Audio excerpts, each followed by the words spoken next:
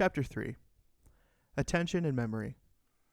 Attention is a finite cognitive resource, and understanding its mechanisms helps explain phenomena like divided attention, selective attention, inattentional blindness, and change blindness. Divided attention refers to the attempt to perform multiple tasks simultaneously, often resulting in switching tasks rather than true parallel processing. When engaging in divided attention, individuals may find themselves alternating between tasks rather than performing them simultaneously. Selective attention is the process of focusing on specific stimuli while ignoring others. There are two types of cues that direct our attention. Exogenous cues, which are stimuli that automatically capture attention without conscious effort. Examples include bright colors, loud noises, or stimuli that pop out from their surroundings. The second one is endogenous cues, which require internal knowledge and intention to follow. Examples include directional cues like a mouse arrow or the ability to focus on one voice in a crowded room, known as the cocktail party effect. Inattentional blindness occurs when individuals fail to perceive objects or events in their visual field when their attention is directed elsewhere. For example, someone engrossed in a conversation may fail to notice a significant event occur nearby. Change blindness refers to the inability to detect changes in a scene, particularly when those changes occur gradually or are obscured by other stimuli. Individuals may fail to notice changes in their environment, even when those changes are relatively obvious, due to limitations in attention and memory. Selective attention is a crucial cognitive process that allows us to filter out irrelevant information and focus on what is important. Several theories have been proposed to explain how selective attention works. Broadbent's early selection theory. According to this theory, all information from the environment enters a sensory register and is then filtered immediately by a selective filter. This filter blocks out irrelevant information from the unattended ear based on physical characteristics like accents. Only the information from the attended channel passes through to perceptual processes, where it is identified and assigned meaning. However, this theory struggles to explain phenomena like the cocktail party effect, where individuals can still notice their own name in the unattended ear. Dutch's late selection theory. This theory proposes that the selective filter occurs after perceptual processes. In other words, all information is processed for meaning before being filtered out based on attention.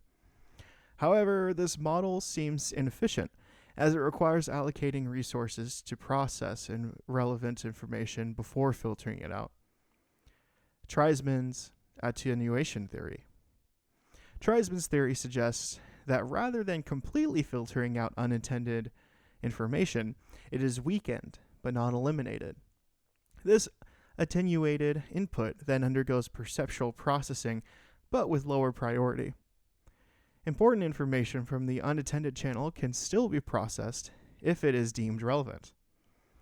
The spotlight model of attention proposes that attention operates like a spotlight, selectively focusing on specific stimuli while ignoring others.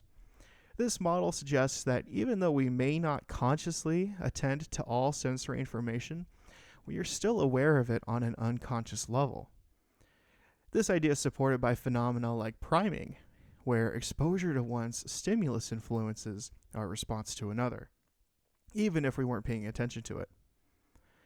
The resource model of attention posits that attentional resources are limited, and engaging in multiple tasks simultaneously can overload these resources.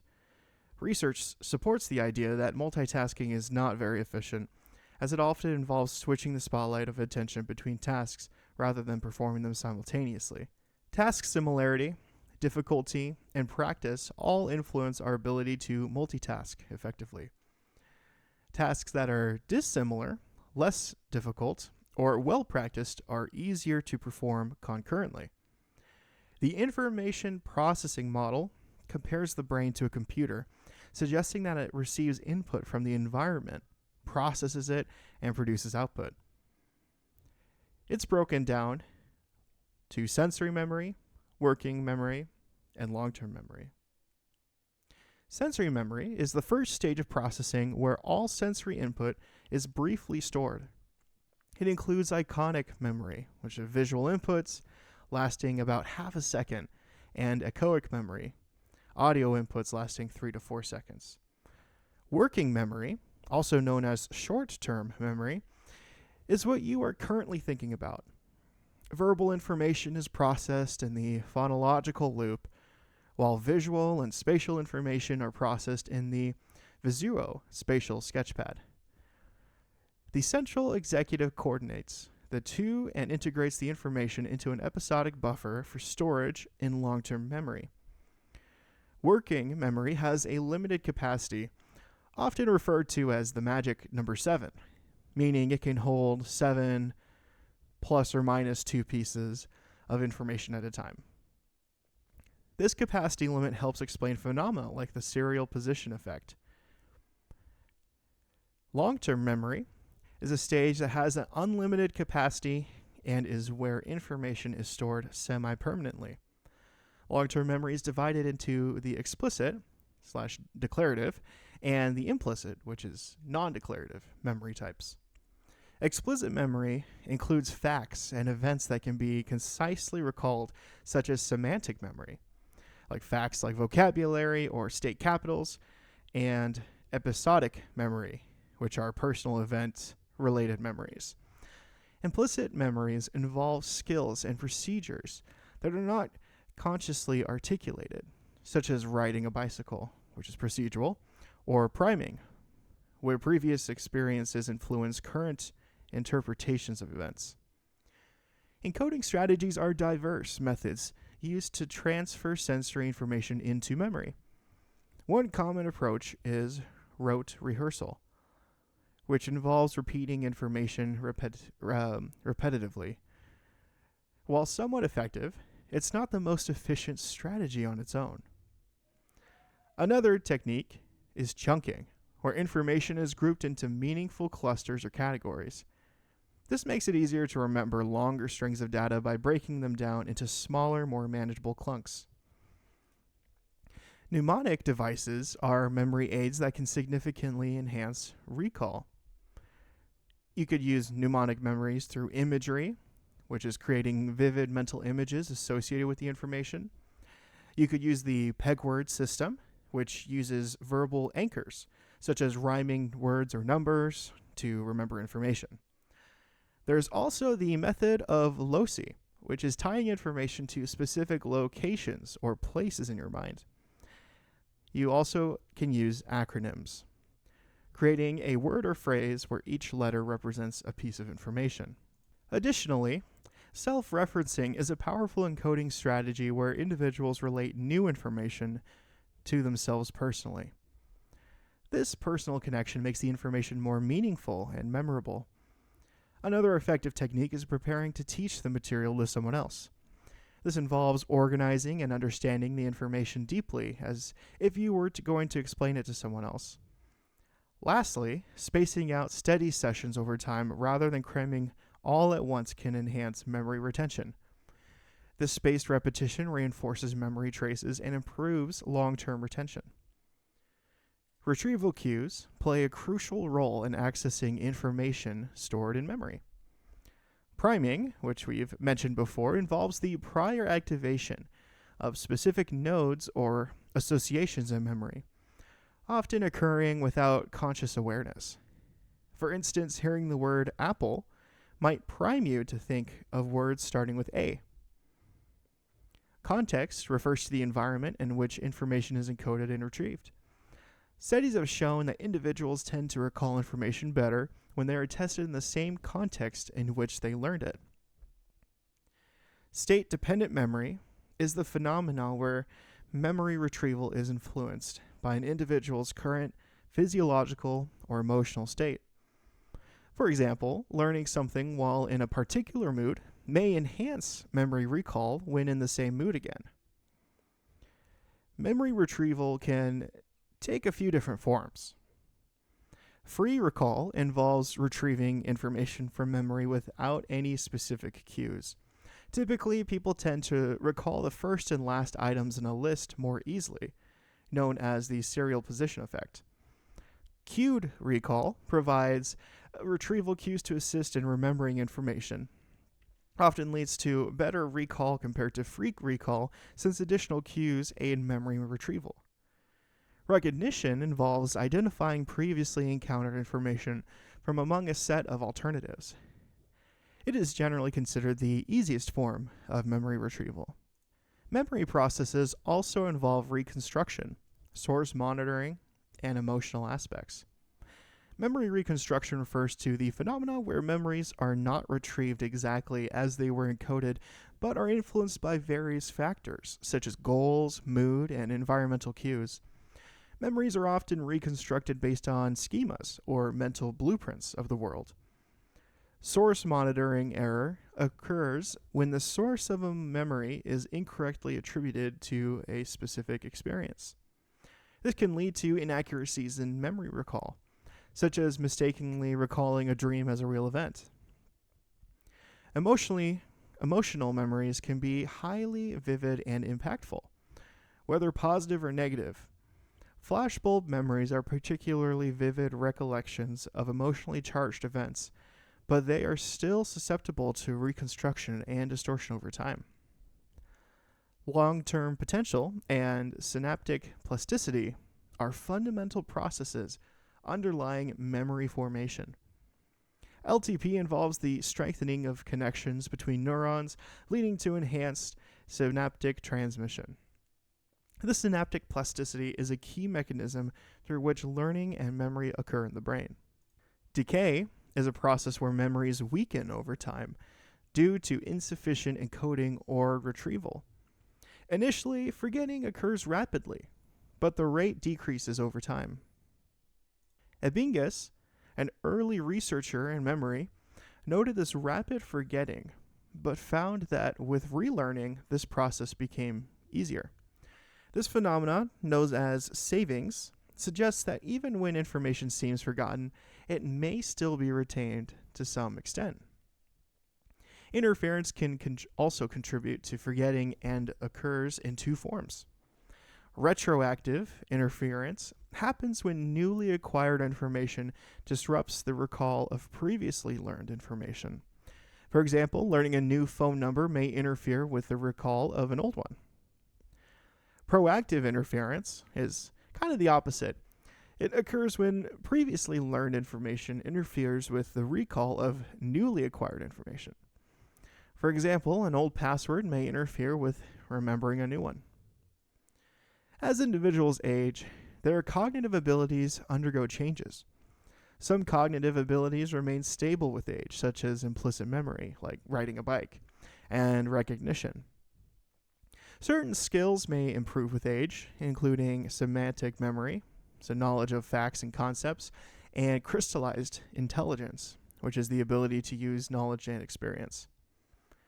Older adults often exhibit better verbal skills and emotional reasoning. However, decline may occur in other areas, such as recall, episodic memory, which is forming new memories, which becomes more challenging, processing speed, divided attention, and perspective memories as well. Excessive forgetting can indicate serious neurological conditions, such as dementia, where memory loss disrupts daily life due to significant damage to brain tissues, often caused by factors like strokes. The most prevalent form of dementia is Alzheimer's disease, characterized by the gradual death of neurons over time.